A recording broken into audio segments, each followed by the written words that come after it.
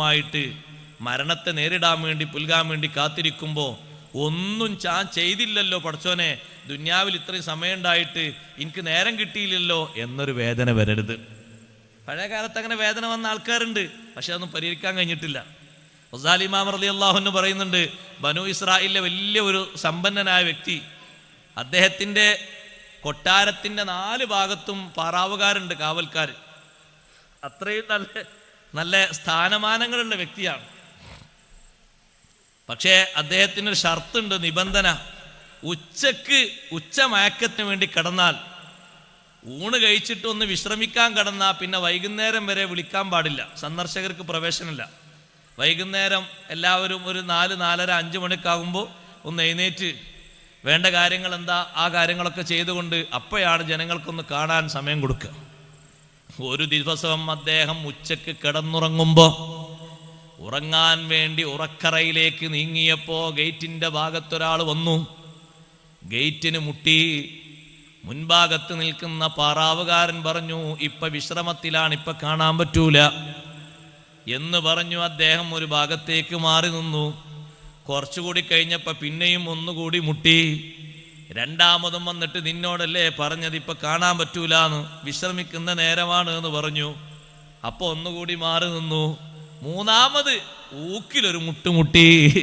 ശബ്ദത്തോടുകൂടെ ഇദ്ദേഹത്തെ പിടിച്ച് കയ്യേറ്റം ചെയ്യാൻ വേണ്ടി വരുന്ന രൂപത്തിൽ വാച്ച്മാന് മുന്നോട്ട് വന്നപ്പോ വാതിലിന് ശക്തമായി മുട്ടിയ ആള് പറഞ്ഞു, നിങ്ങൾ പറയണം ഞാൻ അസ്രായിലാണ് വന്നിരിക്കുന്നത് എന്ന് രാജാവിനോട് പറയണം, മുതലാളിയോട് പറയണം. ബനു ഇസ്രായേലിലെ വലിയ സമ്പന്നനോട് പോയിട്ട് പറയാനാ പറയുന്നത് അസ്രായേൽ വാതിൽക്കലെത്തിയിട്ടുണ്ട് എന്ന്. മനുഷ്യന്റെ രൂപത്തില്, ഒരു യാചകന്റെ രൂപത്തിലല്ല, ഒരു സന്ദർശകന്റെ രൂപത്തിലാ വന്ന് മുട്ടുന്നത്. പെട്ടെന്ന് പോയിട്ട് പറഞ്ഞു. 2-3 തവണ ഒരാൾ മുട്ടി. 3-ാം തവണ അദ്ദേഹം പറഞ്ഞു ഞാൻ അസ്രായേലാണ് എന്ന്. അവിടെ കിടക്കുന്ന കട്ടിലിൽ കിടക്കുന്ന മുതലാളി ചോദിക്കുന്നു, നിങ്ങൾ അപമര്യാദയായി വല്ലതും പെരുമാറിയോ? ഇല്ല. എന്തെങ്കിലും അരുതായ മകൾ പറഞ്ഞോ? ഇല്ല. എന്നാൽ അദ്ദേഹത്തെ ഇങ്ങോട്ട് കൂട്ടിക്കൊണ്ടുവരൂ. റൂമിലേക്ക് ഇങ്ങോട്ട് കൂട്ടിക്കൊണ്ടുവരുന്നു. എന്തേ വന്നത്? നിങ്ങളെ റൂഹിനെ പിടിക്കാനാ വന്നത്. സമയമായോ? നിശ്ചയിക്കപ്പെട്ട സമയമായി. നിങ്ങളെ റൂഹിനെ പിടിക്കാനുള്ള സമയം എനിക്ക് കറക്റ്റ് സമയമാണ്, ഞാൻ ഇതിൻ്റെ ഉള്ളിലേക്ക് കയറിയത്. അപ്പൊ അയാൾ പറയുന്നു, കുറച്ചു നേരം എനിക്ക് വേണം. അതാണ് ഇവിടെ പറഞ്ഞത്, കല്ലാ സൗഫ തഅലമൂൻ. തിരിച്ചറിവിന്റെ ആദ്യത്തെ ഘട്ടം നിങ്ങൾക്ക് വരും, നിങ്ങൾ തിരിച്ചറിയുക തന്നെ ചെയ്യും. ജീവിതത്തിന്റെ കർമ്മ മേഖലകളെ കുറിച്ച്, നഷ്ടകഷ്ടങ്ങളെ കുറിച്ച്, ലാഭഛേദങ്ങളെ കുറിച്ച് തിരിച്ചറിയുന്നൊരു നേരമുണ്ട്. ഇദ്ദേഹം പറഞ്ഞു, കുറച്ചു നേരം തരണം. ഈ അറയിൽ ഇരിക്കുന്ന സമ്പത്ത് ഒന്ന് ഞാനൊന്ന് വിഹിതം വെച്ചോട്ടെ, അല്ലെങ്കിൽ വിഹിതം വെക്കാൻ പറഞ്ഞോട്ടെ. എന്തേ കാരണം? അസ്രായേൽ ചോദിക്കുന്നു, എനിക്ക് സമയം കിട്ടിയിട്ടില്ല. കദബ്ത. അപ്പറഞ്ഞ മുതലാളിയോട് പറഞ്ഞു, നീ പറഞ്ഞത് കള്ളമാണ്. 1-ാമത്തെ അറയിലേക്ക് ഇങ്ങനെ അസ്രായേൽ ചൂണ്ടിയപ്പോ ആ അറയിൽ ഇരിക്കുന്നത് രത്നങ്ങളാണ്. രത്നങ്ങൾ പറഞ്ഞു, ഞങ്ങളെ സൂക്ഷിച്ചു വെച്ചിട്ട് വർഷം 10-25 കഴിഞ്ഞു. 25 കഴിഞ്ഞു. ഈ അറയിൽ ഞങ്ങൾ വന്നിരിക്കാൻ തുടങ്ങിയിട്ട് 25 കൊല്ലം. ഈ കിടക്കുന്ന ആള് ലാസ്റ്റ് ഘട്ടത്തിൽ പറഞ്ഞ് നേരം കിട്ടിയിട്ടില്ല. ബിസി ബിസി തന്നെ കേക്കല്ലേ? ആ ബിസി ബിസി. നേരം കിട്ടിയിട്ടില്ല. എന്തിന്? ഈ രത്നങ്ങളിൽ നിന്ന് എന്തെങ്കിലും ഒന്ന് എടുത്തിട്ട് നല്ല മാർഗത്തിൽ കൊടുക്കാൻ നേരം കിട്ടിയിട്ടില്ല. 2-ാമത്തെ അറയിലേക്ക് ചൂണ്ടി, അതിൽ വെള്ളിയാഭരണങ്ങളാണ്. വെള്ളിയാഭരണങ്ങൾ പറഞ്ഞു 20 വർഷമായി. 3-ാമത്തെ അറയിലേക്ക് ചൂണ്ടിയപ്പോ സ്വർണ്ണാഭരണങ്ങളാണ്. അത് പറഞ്ഞു 30 വർഷത്തിലേറെയായി. ഓരോ അറകളും അതിൻ്റെ കണക്ക് പറയാണ്. ചിലത് സഹോദരങ്ങളെ രത്നക്കല്ലുകളുണ്ട്, ചിലത് ആഭരണങ്ങളുണ്ട്, ചിലത് നാണയങ്ങളുണ്ട്. അറകളായ അറകൾ മുഴുവനും അറകൾ എന്നാണോ കേറിപ്പാർത്തത് അതിൻ്റെ ഡീറ്റെയിൽസ് പുറത്തേക്ക് വന്നപ്പോ ഇനി നിനക്കെന്ത് പറയാനുണ്ട്? ഒരൊറ്റ സമയവും നിനക്ക് ബാക്കിയില്ല. ഇതുകൂടി കേൾപ്പിച്ചിട്ട് നിനക്ക് ഒന്നും ചെയ്യാൻ പറ്റിയില്ലല്ലോ.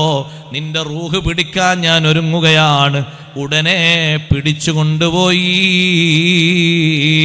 ഹത്താ ഇദാ ജാഅ അഹദഹുമുൽ മൗതു ഖാല റബ്ബിർജിഊൻ ലഅല്ലി അഅമലു സാലിഹൻ ഫീമാ തറക്തു. മരണം വന്നെത്തിയാൽ പറയും, ഒന്ന് മടക്കി തരണം, ഒന്ന് പിന്തിപ്പിക്കണം, ഒരൽപ്പം ഒന്ന് താമസം ചെയ്യണം. എന്തിന്? ലഅല്ലി അഅമലു സാലിഹൻ ഫീമാ തറക്തു, വിട്ടേച്ചതിൽ, ഒഴിവാക്കിയതിൽ കുറച്ചെങ്കിലും ഒന്ന് സുഹൃതങ്ങൾ ചെയ്യട്ടെ. കുറെ ഞാൻ ഇങ്ങനെ ശേഖരിച്ചിട്ടുണ്ട്, കുറെ ഞാൻ എടുത്തു വെച്ചിട്ടുണ്ട്, ചിലർക്കൊക്കെ ഡെപ്പോസിറ്റ് ഉണ്ട്, ആർക്കും അറിയാത്തതുണ്ട്, സ്വന്തം കൂടെ ജീവിക്കുന്ന ഇണക്ക് പോലും അറിയാത്തതുണ്ട്, മക്കൾക്ക് പോലും അറിയാത്തതുണ്ട്, ശേഖരങ്ങളുണ്ട്. അതിലൊക്കെ എന്തെങ്കിലും ഒരു സുഹൃതം ഞാൻ ചെയ്യട്ടെ എന്ന് ആ ടൈമിൽ പറയുന്നവരില്ലേ? സുബ്ഹാനല്ലാഹ്, ഇനി അതിന് നേരമില്ല. കല്ലാ ഇന്നഹാ കലിമത്തുൻ ഹുവ ഖായിലുഹാ. ഇത്രയും തോന പറഞ്ഞതിനെ പറ്റി അല്ലാഹു തആല പറഞ്ഞിട്ടുണ്ടെങ്കിൽ അതൊക്കെ സാധാരണ രൂപത്തിൽ പറയുന്ന ഒരു വാക്കുന്നേ ഉള്ളൂ. ഇത്രത്തോളം എണ്ണി പറഞ്ഞിട്ട് പറഞ്ഞതിനെ പറ്റി അല്ലാഹു പറഞ്ഞു, കല്ലാ ഇന്നഹാ കലിമത്തുൻ ഹുവ ഖായിലുഹാ. അതൊക്കെ സാധാരണ പറയുന്ന ഒരു വാക്കുന്നേ ഉള്ളൂ, അതിലപ്പുറമൊന്നും പരിഗണിക്കാനില്ല.